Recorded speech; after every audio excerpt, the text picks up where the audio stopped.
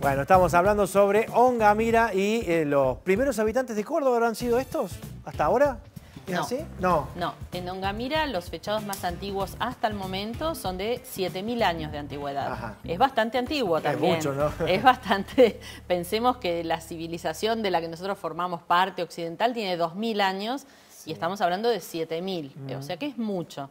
Pero todavía no hemos llegado en profundidad a esos niveles de sedimento, de tierra, donde estamos hace 10.000 años. Así que nos falta seguir haciendo pozo. Ya vamos por más de 3 metros de profundidad, pero todavía falta. Se quiere seguir. Hay que seguir. Hay que seguir. Hay que seguir, sí, sí. No es que no haya evidencias, todavía no hemos llegado a esa profundidad.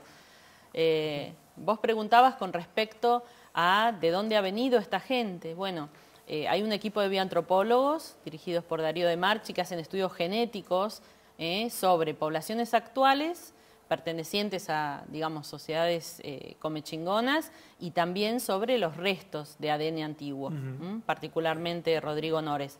Y dentro de esos estudios lo que ellos han podido encontrar es que hay una filiación que acercaría más a estas poblaciones a los grupos pampeano-patagónicos y cuyanos, más que a lo andino. Por lo tanto, digamos, quizás muchas de estas memorias y modelos que se han planteado como de un poblamiento desde el norte, quizás puedan tener que ver con otros momentos del poblamiento más tardíos, pero no con los primeros. Quizás los más antiguos han venido de otros lugares. Sí, a veces tal vez la asociación, porque el momento de la llegada de los españoles se hablaban varias lenguas, entre ellas el quechua, que es una lengua franca. Probablemente también hay asociaciones en relación también a las prácticas lingüísticas y a las conexiones tal vez comerciales con el área. Exacto. Piensen que la gente siempre se movió, y más esta gente. Lo que caminaba, digamos, en un año, un grupo cazador-recolector va entre 600 y 1000 kilómetros.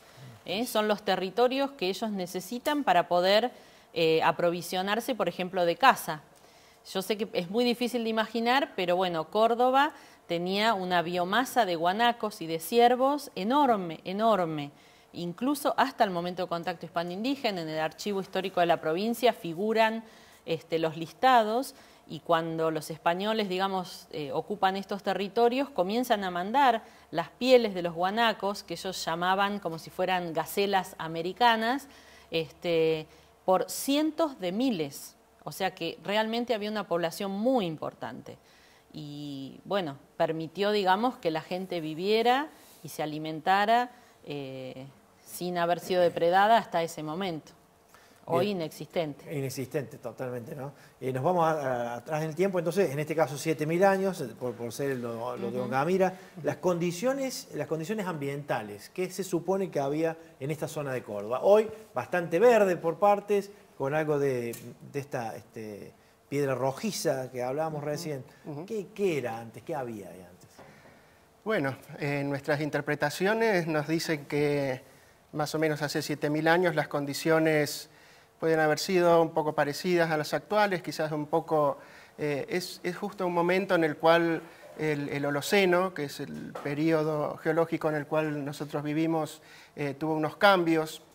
Cambia de lo que nosotros llamamos Holoceno temprano al Holoceno medio, y que se caracteriza por un periodo en donde las temperaturas medias es más alto y también el clima es un poco más seco, y entonces quizás las condiciones ambientales hayan cambiado un poco. En algunas regiones, como en Cuyo o en el noroeste, en este periodo del Holoceno medio, que va entre el 7000 al 4200, para poner así como en grandes números este momento, hay lugares en los cuales no hay registro de ocupación humana. Para Córdoba, si nosotros hacemos un recorrido en el listado de más de 2000 sitios que se registraron para la provincia, en este Holoceno medio tenemos Ongamira y hay alguno más. No hay muchos sitios. Quizás Ongamira haya funcionado, y es una de las ideas, como un refugio, como un oasis. Es en general un sitio que es un poco más verde que por ejemplo, Copacabana, que es uno de los valles que está hacia el norte. Siempre habrá habido agua en ese lugar. Sí. Siempre habrá habido agua y recursos. Y junto con el agua, los guanacos, los ciervos, fauna menor, vegetación, ¿sí? Chañar, algarrobo, mistol, todo lo que las plantas oleaginosas que dan semillas para hacer harinas y que permiten hacer un uso diferido. Es decir, cuando uno piensa en un cazador-recolector, no tiene que pensar en una persona que está constantemente o que estaba constantemente buscando su alimento. Si ustedes piensen, un guanaco adulto puede pesar 120, 130 kilos, y nos podemos preguntar, bueno, ¿cuánto tarda un grupo de 10, 15 personas en comerse un guanaco de 120 kilos? ¿Sí? Y quizás tardan un mes, 2 meses, hasta que ese animal entero desaparece. Entonces, y como decía Roxana, la recolección de semillas se da en determinada época del año. Entonces la semilla tiene una ventaja que es poder conservarla, poder hacer harina, poder comerla en cualquier momento del año. Y si el guanaco lo hacemos charqui, también tenemos la posibilidad de no voy a decir que la vida de un cazador-recolector es ideal, no vamos a idealizar eso. La verdad es que la expectativa de vida es muy corta para esos grupos, pero bueno, sin duda tampoco no eran grupos que estaban buscando el alimento o los recursos durante todo el tiempo de su vida, ¿no? Aún así caminaban todas estas distancias, ¿no? Sí. Por su forma de vida. Sí, y uno tiene que pensar también que estos grupos que quizás no eran mayores a 25 personas, si uno tomara una instantánea, una fotografía del grupo, todos los días durante un año, podría ver, que es lo que se ha hecho en estudios etnográficos, podría ver que la conformación del grupo no es siempre la misma. Hay gente que se va, quizás para el desierto de Kalahari se ha registrado en el sur de África, personas que han salido de un grupo y que vuelve a ese grupo a los 9 años, ¿sí? Y ha recorrido miles de kilómetros en esos 9 años. La demografía es muy baja, entonces sin duda, digamos, que los grupos vayan intercambiando genes también ayuda, digamos, a la supervivencia de estas personas. Viste que ¿no? yo había comentado que existen estas puntas colas de pescado desde Ecuador hasta Tierra del Fuego. Bueno, estudios que hemos hecho con otros arqueólogos de otras regiones de Argentina, comparando los sitios arqueológicos y los materiales, lo que vemos es que no solamente estaban haciendo el mismo tipo de punta, lo cual implica, digamos, como una ideología, sino que además usaban el espacio de la misma manera, independientemente de cómo estén distribuidos los recursos. ¿Esto qué quiere decir? Que si, por ejemplo, yo estoy acostumbrado a que tengo que ir a buscar las rocas para fabricar todos mis instrumentos, piensen que no existía el metal, solo había o roca o hueso o madera, ¿no? Claro. Entonces, bueno, esas rocas a lo mejor pueden ser muy abundantes o puede haber áreas como por ejemplo la provincia de Buenos Aires o La Pampa donde hay muy poquititas. Pero mi forma de entender el mundo es que yo igual me voy a aprovisionar en un lugar, voy a fabricar mis instrumentos en otro y los voy a descartar en otro. Bueno, lo que pudimos ver es que más allá de que estemos en la Patagonia, en La Pampa o aquí en Córdoba, la gente tenía para estos momentos iniciales, ¿no? Del 10.000, esta manera secuenciada de ocupar el territorio. Entonces, bueno, a veces, aunque sea una piedra, nos puede estar informando, dependiendo de dónde la encontremos y de cómo la hayan manufacturado, bueno, de qué ideas había detrás de eso. Sí, el conocimiento de los ciclos, ¿no? De la naturaleza, plantas y animales, digamos, a la llegada de los españoles, las crónicas señalan, por ejemplo, la fiesta de la algarrobeada, ¿no? Digamos. Entonces, que tiene un valor... ¿Cómo era la fiesta de la algarrobeada? Claro, en la descripción que hacen los españoles, el algarroba o el algarrobo, en sus diferentes especies, tiene o sirve para uso alimenticio, medicinal y demás. Claro. Y en general, los consumos y todo lo que tiene que ver con la estructuración y vinculación entre la vida del grupo y el medio ambiente, estaba mediado generalmente por rituales. Entonces ahí lo que hay que pensar, el calendario anual, cómo estaba estructurado. Y hay un momento que es el momento de la cosecha, por ejemplo, que tiene que ver más que nada con la llegada del verano, y algunas partidas españolas llegan en ese momento, sobre todo en la zona de Cruz del Eje, Soto y demás, y están descritas no solo las formas o las maneras de apropiarse de este recurso, diríamos hoy, sino también los rituales y las fiestas que se hacían en honor a ellos, digamos. Digo, para poder pensar esta noción por ahí diferente que tenemos actualmente nosotros, los habitantes hoy de Córdoba, en relación a lo que implica un árbol o una especie, digamos, el valor que uno le puede asignar, y cómo hoy en día en algunas zonas rurales o incluso en el mismo movimiento campesino, estas plantas que tienen un valor sumamente importante para ser comestibles de diferente tipo, dulces y demás, sigue habiendo también una apropiación, decíamos, diferencial en relación a lo que implica ontológicamente esa planta. Hay una especie de rescate en los últimos años sobre eso también, hay una vuelta. Revalorización. Y en eso tiene que ver el trabajo de todos ustedes, por supuesto. Y mira, la teoría más importante que se está manejando en este momento para caracterizar a las sociedades americanas originarias es que en ellos no se produce, a diferencia de nuestra sociedad, lo que se llama una ruptura metafísica. Esto que en nombre parece algo muy difícil, ¿qué quiere decir? Que no hay una diferencia, yo soy yo y si veo un perro, para mí el perro es un animal. Bueno, en estas sociedades esa diferencia no existe.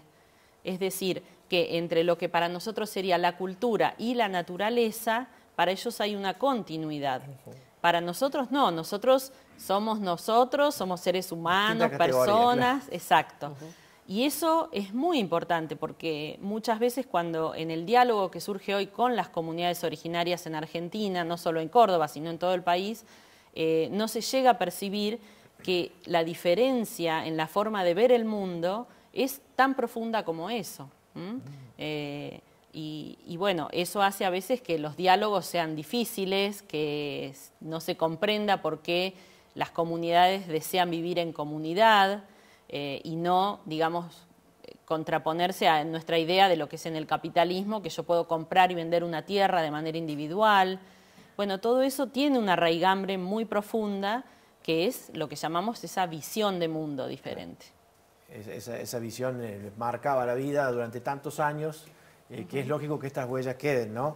Yo he visto comunidades en Tucumán muy organizadas, luchando por la tierra, negociando también con los estados, en Salta, en el sur de la República Argentina. Eso acá en Córdoba está todavía en formación, no tiene la misma fuerza, me parece. En Córdoba, en todo el proceso de comunalización que se llama, o sea, de conformación de comunidades, si uno contrasta con otras áreas de comunalización del país, un poquito más tardía.